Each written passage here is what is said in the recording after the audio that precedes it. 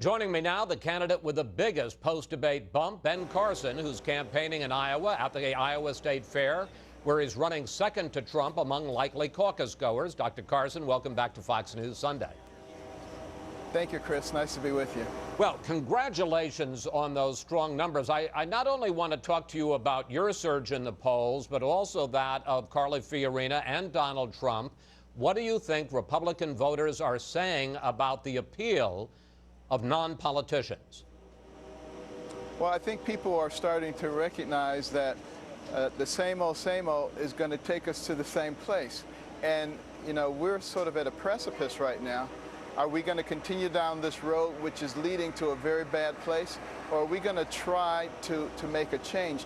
I think they're also looking at the lives of people who have had very significant accomplishments, because that's what we need right now is accomplishment, not just more of the same. But how do they distinguish, because yes, you all three have had extraordinary accomplishments, but some would say some of you are fit to be president, some of you aren't. How do they distinguish between you and Fiorina and Donald Trump? Well, I hope they are actually listening to our plans. I want more people, for instance, to talk to me about the economy and about foreign affairs. I tend to get a lot of questions about race and about medicine. And I think as time goes on and as I get out there and I talk to audiences, I talk about those things and they're hearing it. Well, let's get into that, especially now that you're a top-tier candidate. You say you want people to examine your policies, both foreign and domestic. Let's drill down, first of all, into your position on taxes. You say that income inequality is a big issue. You favor raising the minimum wage, but you also want to impose a flat tax of somewhere between 10% and 15% for all Americans, all taxpayers. And the allegation is, the charge is that that would be a big tax increase for low and middle income wage earners, but a big tax cut for the wealthy. Well, first of all, what I want to do is I want to equalize things. I want things to be fair for everybody. I don't want to pick and choose who the winners and losers are. And I think when you do things in a proportional basis, it works very well. 10% is an easy number to use because it's easy to do the calculations. But, you make $10 billion, you pay $1 billion. Now, I know there are a lot of people who say that's a problem because the guy's still got he's still got $9 billion left. We need to take more of his money. But you see, Chris, that's called socialism. And I recognize that there are a lot of people here who believe in socialism. That number is increasing. But the problem with socialism is they all end up looking the same way, with a small group of elites at the top, a rapidly diminishing middle class, and a vastly expanded dependent class. That's not America. We're different than that. But, the idea of a progressive... Go ahead, sir. The other thing I want to mention is when you have a tax system that includes everybody, it's very difficult for the politicians to engage in their favorite activity of raising taxes. It's easy to do it on 1 or 2% or 5%. It's hard to do it on 100%, and you have to live within your budget. But what I was going to say is that we've had a principle in this country of a progressive tax rate. The tax rate is lower for lower income people and gets higher for the wealthier for decades. And let's take a look at what the Congressional Budget Office, a nonpartisan government agency, says would be the impact of your policy. Currently, the bottom fifth of households in terms of their income in the U.S. pays an average federal tax rate of 2%, while the top fifth pays an average federal tax rate of 21%. Again, if your flat tax is somewhere between 10 and 15%, just looking at that statistic, the bottom gets hit while the top makes out. Okay, what we have to think about, Chris, is how do we fix the economy so that it encourages entrepreneurial risk-taking and capital investment? How do we create a ladder that allows those people in the lower income brackets to move up that ladder? That's what we need to be concentrating on, not how do we make them comfortable in that situation. That's not what America was all about, and we can do that. But what do you say to that person who's making $30,000 or $40,000 and maybe paying an effective tax rate of 5 or 10%? Basically, you're saying you're going to get a tax increase. I say the thing that is really impacting that person making $30,000 or $40,000 is all the incessant regulations that we're coming up with. Every single regulation costs us in terms of goods and services. It increases the price of everything. And who gets hit by that the most? The people in the lower economic brackets. That's what we need to be concentrating on. Those are the kinds of things that are driving the income gap.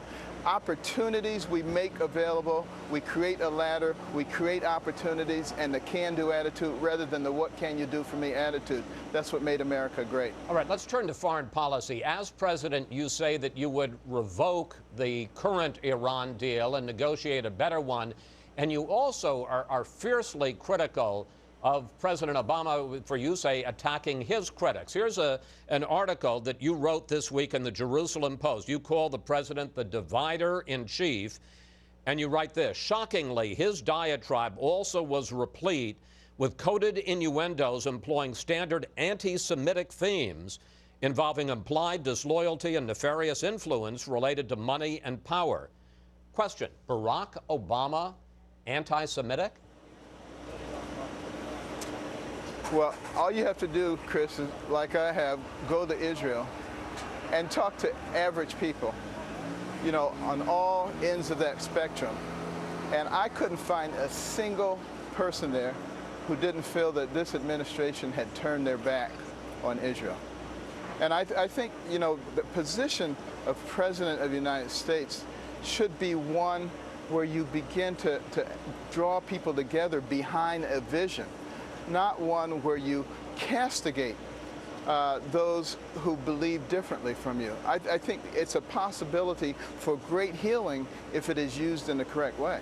But, you know, it's one thing one could argue your policy differs from Israel, but you say in your article, and you're talking about his domestic critics here in this country, that there is anti-Semitic themes there. What specifically is anti-Semitic in what the president is saying? Well, I think anything is anti-Semitic that is against the survival of a state that is surrounded by enemies and by people who want to destroy them. And to sort of ignore that and to act like, you know, everything is normal there and that these people are paranoid, I think that's anti-Semitic. One sign, I guess, of your rise in the polls is that you were attacked by the left this week for your involvement in a 1992 study that involved fetal research.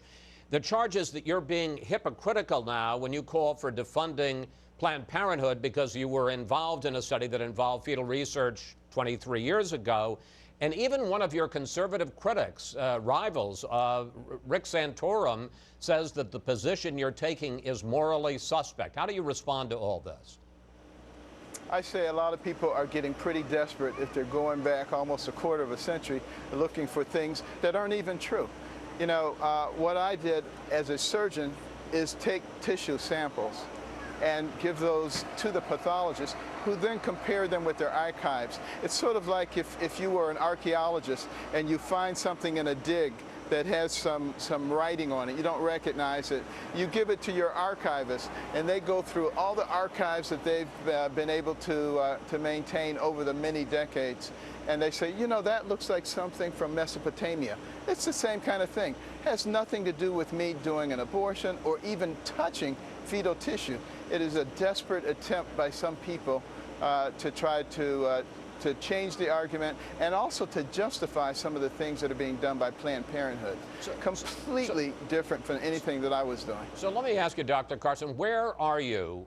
Because there seems to be a little confusion on the issue of abortion and exceptions in the case of rape and incest, because you said recently that if somebody is a victim of that kind of an attack, they can go to an emergency room and get the RU-486 pill, but there are some right-to-life groups that say that is a chemical abortion pill. Where are you on exceptions in the case of abortion, yes or no? Well, I think that when conception occurs, life occurs. And but I do believe in contraception.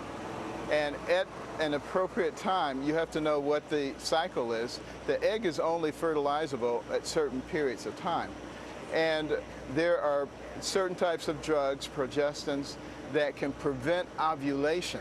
So let's say someone has been raped and they're administered that drug. It can prevent ovulation, which allows that egg to come down, and because that healthy sperm can live for up to 5 or 6 days. But if the ovulation doesn't occur, then you're not going to have conception. You know, it has to be understood. You have to have people who actually understand how it works.